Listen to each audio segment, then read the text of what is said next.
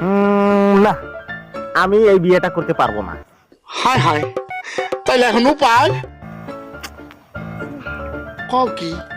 হ্যাঁ, ঠিকই বলছি, আমি এই বিয়েটা করতে পারবো না, ঠিক আছে? কারণ আমি এই বিয়েতে রাজি নই। হ্যাঁ, এটাই আমার শেষ কথা। ওরে তুমি কি কইতাছো ফাউলের মতো? আর আমি ঠিক কথাই বলছি। আমি যদি ওরে না পাই তবে আমি কাউরে হতে দিব না। হালাই কি হাত ফেল করবে নি? এবার তোমার আমার বিয়ের কথাটা পাকা করে ফেলি, তাই না? বাপ রে বাপ, বড় ভাবের কথা কইতেছো দেখি। কি, এটাও ভাবের কথা?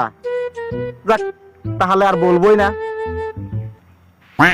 এই, তোমার এই ফালতু কথা শোনার টাইম আমার নাই।